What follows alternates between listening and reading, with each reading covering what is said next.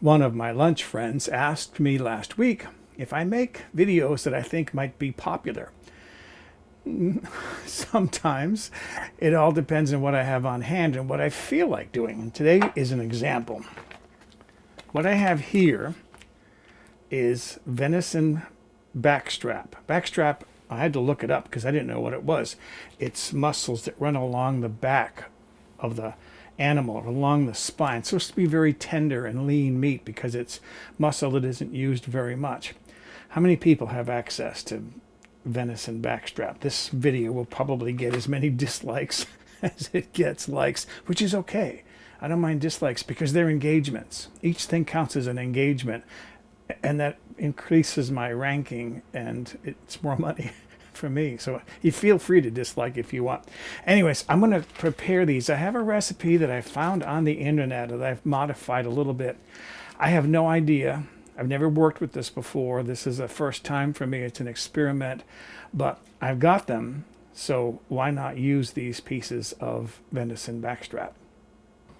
First thing I'm noticing here is they didn't remove the silver skin. So I'm going to trim some of these up to get rid of that silver skin as best I can. I usually just grab it with a couple of fingernails and then just slide across to pull that silver skin off. So it'll take me a little bit of a time here to get all this trimmed up. So there's my meat. After trimming this, I ended up with about 10.5 ounces, roughly 300 grams. I'm going to cover that with some, the directions say apple cider. Well, let's talk. This says apple cider, but it's not apple cider.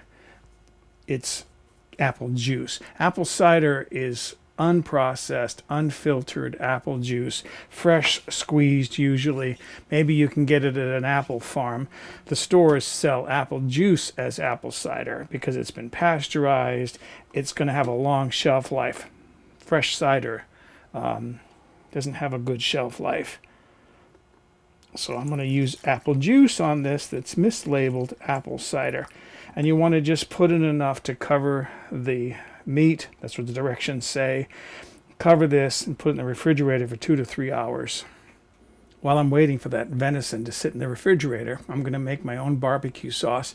The original recipe said to use a 12-ounce bottle, something like that, of your favorite barbecue sauce. I like to make my own. I have a recipe for it already on my website, so I'm not going to take you through it. You go into mobilehomegourmet.com. I'll put the URL down there for you. Go into the basics section of the recipe archive, and there'll be a recipe there for a barbecue sauce. And if you want to see it being made on YouTube, I have a recipe. I think it's for barbecued spare ribs, and I think in that I actually make the barbecue sauce from scratch. So the venison now has been sitting in apple juice. I'm going to drain it. And then the directions say to pat it dry. So I have some paper towels here. I'm going to spread it out. All right. A little more paper towel.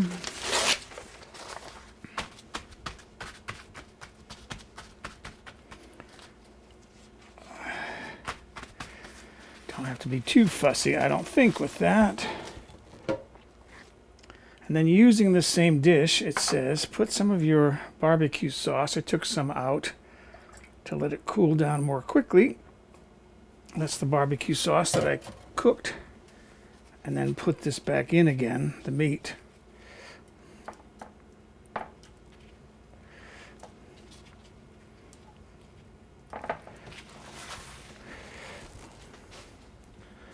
And I would say let this sit for 30 minutes, and then after 15 minutes, stir it around again to try to flavor all that meat evenly. So cover that, return it back to refrigerator, set a timer for 15 minutes. The original recipe called for wrapping the pieces of venison in bacon. I thought, prosciutto. So, here's what I'm going to do.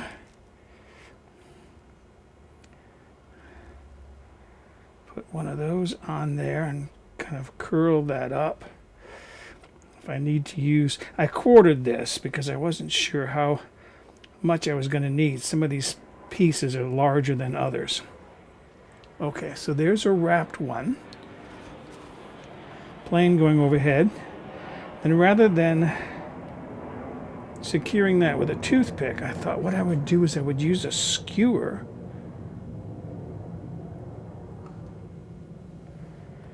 and do a kebab. Might make it easier to cook when I'm working with it. Okay, so there's another one.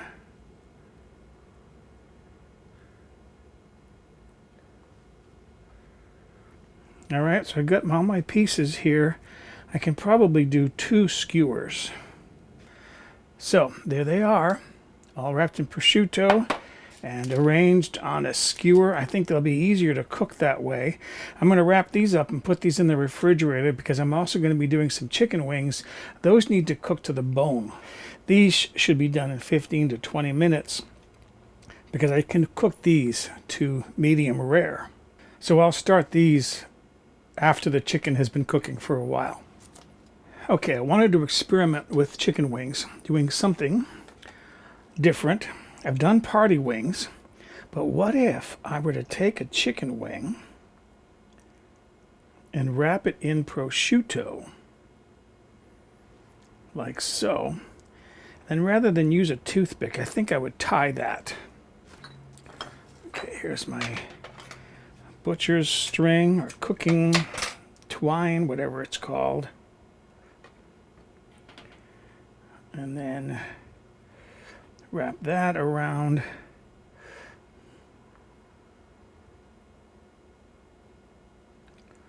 tie it, oops, and then again.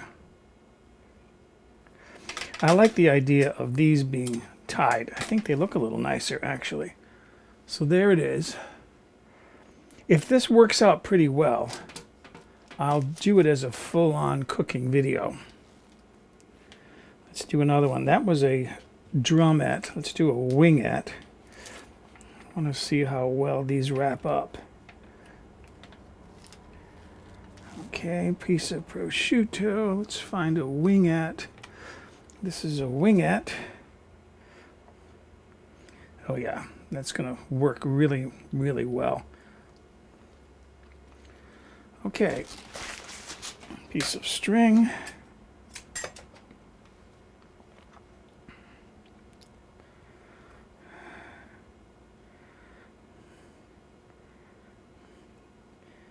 It's a little bit fancier than a party wing. Okay, it's a lot fancier than a party wing. Chicken wings saltimbocca. Okay, I'm going to do these until I run out of prosciutto. I have a second package of prosciutto, so I should have enough to get a lot of these done. So there they are. I got a 16 of my wing pieces wrapped in prosciutto. Meanwhile, I've got a fire started in my Weber grill. I'll move all this outdoors as soon as I get my coals ready. I've got my chicken all on the grill. I've got a piece of stone here because I saw one video where they recommended putting something there to keep the grill a little bit more open, to allow a little bit more airflow, and that would produce better flames. I just turned these over. I'm ready to let them cook for another half hour. And we'll see how those go. I'm ready to put the venison on. I put that warming rack in the back. Moved some of the chicken up onto that. And these are my 2 kebabs of venison And then I'll leave that a little bit open, see if I can't get the heat up a little bit. So I want to get these up to about 100. Ooh, they're almost there now. That's 126. It's 113. 115. 122. I'm going to go like another 5 minutes on those. And those will be cooked because I don't want to overcook the venison. There's all my chicken. Some of it wrapped in prosciutto, some of it not. And this is all of my venison. Last step now is to see how these taste, or at least the venison for sure. Okay, mostly I want to try one of these pieces of venison because I have not had venison since I went to New Zealand in 1989.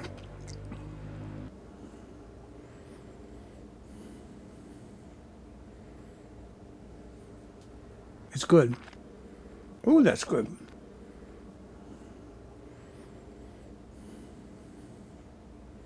Not gamey like I expected it would be. But it does have a strong flavor, a nice, rich, strong flavor. That is very, very good. So, excuse me, I gotta go bring some treats to some of my neighbors.